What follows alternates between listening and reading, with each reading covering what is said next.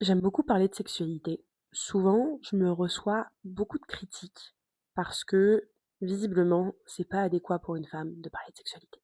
Ça veut dire que je perds, et je cite, toute dignité et tout respect pour moi-même. Ça, c'est un message que j'ai reçu un jour. T'as pas honte, tu te respectes vraiment pas, hein. Parce que je parle de sexualité, mais je suis pas sexologue et souvent c'est juste je raconte ma vie. Et il m'arrive de dire putain, je me suis fait démonter hier soir. En fait, j'ai une particularité dans ma personnalité. Je pense que plein de personnes sont comme moi. J'aime choquer. J'adore choquer.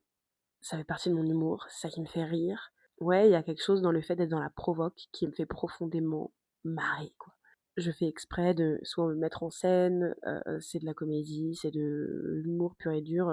Je suis très extra dans les propos que j'ai et c'est totalement fait exprès. Mais il y a plein de personnes qui le reçoivent très très très mal.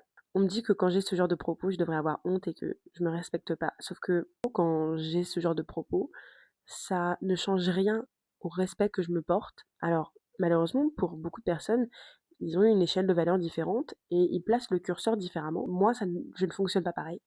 Je ne me dis pas que j'ai perdu ma dignité. Au contraire, je me trouve juste drôle, je me trouve marrante, je me trouve libre de parler de sexualité, je trouve ça génial. Quand on vient d'une société où les femmes ont toujours été muselées et n'ont jamais vraiment été partie prenante de leur propre sexualité. Les femmes ont une sexualité depuis toujours. On part du principe que il faut pas qu'elles en parlent.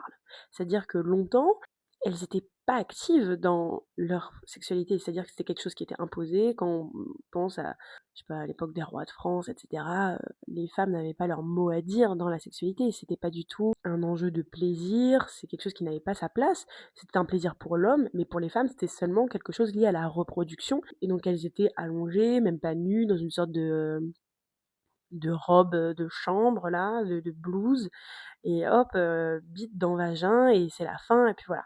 Donc c'est-à-dire que la sexualité, ça a été quelque chose d'imposé.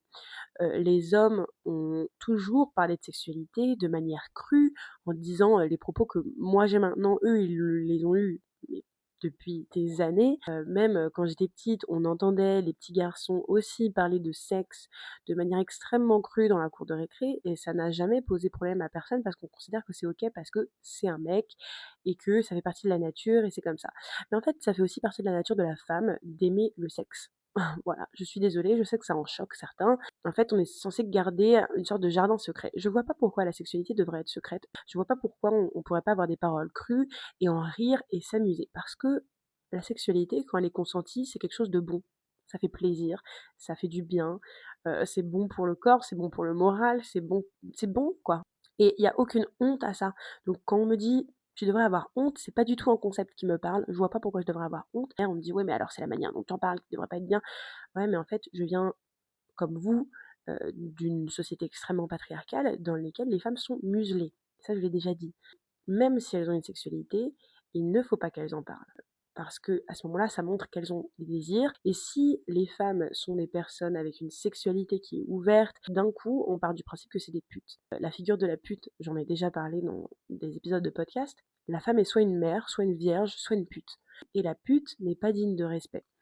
L'homme ne veut pas finir sa vie avec la pute. Il y avait aussi cette angoisse pour beaucoup d'hommes à l'époque. Si on se marie avec une femme qui n'est pas vierge, on n'a aucune manière de s'assurer que notre descendance, chose qui était extrêmement importante pendant longtemps, est vraiment la nôtre. La pute peut aller ailleurs.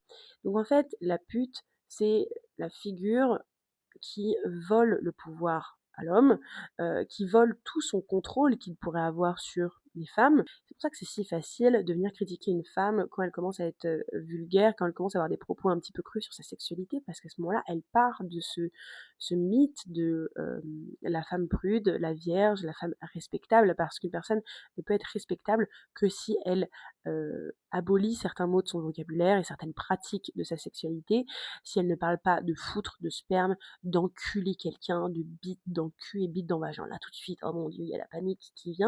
Voilà, il y a une sorte d'angoisse collective autour des femmes. Parce qu'une femme aussi qui parle ouvertement de sexualité, c'est certainement une femme qui s'épanouit dans sa sexualité. Et une femme qui s'épanouit dans sa sexualité, c'est une femme indépendante. Et une femme indépendante, c'est une femme qui n'a pas besoin des autres, qui fait ce qu'elle veut, qui, si elle veut baiser avec un mec, elle baise avec un mec, mais ça veut pas dire qu'elle va se marier, ça veut pas dire qu'elle va avoir des enfants, et ça fait paniquer le système, parce que les femmes ont toujours été subordonnées, ont toujours été à la botte des hommes. Concrètement, en fait, je pense que ce langage que j'ai, il renvoie juste à cette crainte que les femmes ne sont plus aux ordres des hommes. Pouvoir verbaliser tout ça et avoir cette forme de vulgarité, en tout cas pour certains qui considèrent que c'est de la vulgarité, c'est dire aux femmes qu'elles ont le droit de vivre, qu'elles ont le droit d'être libres, qu'elles ont le droit d'avoir leurs propres fantasmes et leurs propres désirs et que c'est pas mal. Parce que en grandissant en tant que femme, on pense que notre sexualité c'est quelque chose de mal. On pense que se toucher c'est mal. On pense que voilà nos désirs les plus profonds, les plus on considère parfois qu'ils sont bizarres, c'est mal. Je veux dire, parler à n'importe quelle fille qui a grandi en se touchant, en découvrant son corps, elle a pensé qu'elle était la seule à le faire et que c'était vraiment quelque chose de terrible. Je le sais parce que j'en parle avec plein de copines et en fait on se rend compte que les mecs quand ils étaient jeunes, ils étaient tous là à se branler, à parler de sexe et c'était ok, alors que les meufs, bah nous aussi on découvre notre corps mais il faut pas en parler. Commencer à ouvrir ce dialogue. Et moi je le fais à ma manière parce que j'aime être choquante. Et donc le faire en étant choquante, etc., c'est une manière de dire aux autres femmes, vous avez le droit. Vous avez le droit d'être libre et ça vous rend pas bizarre, ça vous rend pas des putes. Et puis, au pire, la pute, elle peut être très heureuse, hein, vous voyez. Moi, je suis une pute pour plein de personnes, ils doivent me considérer comme une grosse pute. Et moi, je suis très heureuse comme je suis et je considère pas me manquer de respect encore une fois. Parce que je fais exactement ce que plein d'hommes font. C'est juste que je suis une femme, donc forcément ça dérange. J'ai reçu d'autres commentaires à mesure que je parlais de sexualité, dont un d'une personne qui me disait mais attends, c'est pas toi la meuf qui pleure parce que elle s'est faite violer. Oui, c'est moi. Et là encore une fois, il y a quelque chose de central. Le problème, ce n'est pas la sexualité. J'ai le droit d'avoir une sexualité. J'avais le droit d'avoir une sexualité avant mon viol. J'ai le droit d'avoir une sexualité après le viol. L'enjeu, c'est le consentement. Voilà. En fait, on considère qu'une femme, une fois qu'elle a été violée, comme elle a vécu un traumatisme, parler de sexualité ou aimer le sale ou parler de cul, en mode et même se sexualiser, c'est mal. En fait, de un, je fais ce que je veux. Et en plus, à partir du moment où cette sexualisation ou alors ces pratiques sexuelles sont consenties, il n'y a absolument aucun problème. Le problème, c'est l'absence de consentement. J'ai le droit d'aimer le cul. Par contre, j'ai aussi le droit de pleurer quand on me force à subir une pratique sexuelle que je n'ai pas envie de vivre. C'est pas parce qu'à certains moments j'ai envie de sexe que j'ai envie de sexe tout le temps avec n'importe qui. Le consentement, encore une fois, il est révocable, il est à moi. Euh, je peux même être à quatre pattes avec un mec avec qui initialement j'ai envie de coucher et d'un coup ne plus avoir envie et j'ai le droit de dire non. Et si le mec continue, c'est un violeur et j'ai le droit d'en pleurer s'il me viole.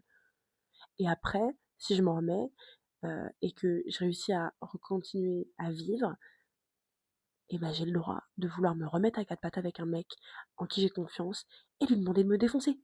Parce que là, c'est consenti. Le cœur de tout ça, c'est le consentement. Attends, je dois m'arrêter de vivre, je dois m'arrêter d'avoir du plaisir à cause d'un mec qui essaie de me gâcher la vie, mais on est où?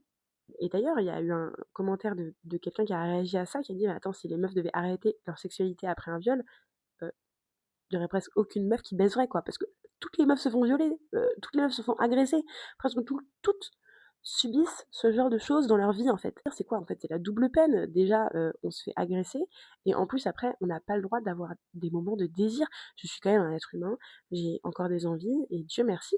Parce qu'après mon viol, j'ai eu 2 ans où j'ai pas du tout eu de sexualité parce que je diabolisais le sexe.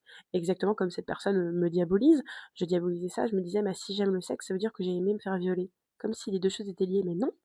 Le sexe, il est ok. Le problème, c'est si le sexe n'est pas consenti, alors là, ça ne va pas. Je peux aimer le sexe maintenant, ça veut pas dire que j'ai aimé me faire violer. Je peux aimer faire ci ou faire ça ne veut pas dire que j'ai aimé ce qui m'est arrivé. Ça veut pas dire que ça remet en question mon statut de victime à un moment T. Et je suis juste vraiment choquée par le manque d'éducation de toutes ces personnes. Et c'est une des raisons pour laquelle je vais continuer de parler de manière tout aussi crue de sexe et de fion, quoi. Parce que, vous avez des choses à apprendre, les gars, hein. Vous avez des choses à apprendre. Enfin bref, tout ça pour dire que les femmes, vous êtes libres de faire ce que vous voulez. Si vous avez envie de faire du sexe, faites-le. Si vous n'avez pas envie, le faites pas. Voilà, vous faites ce que vous voulez, tout simplement.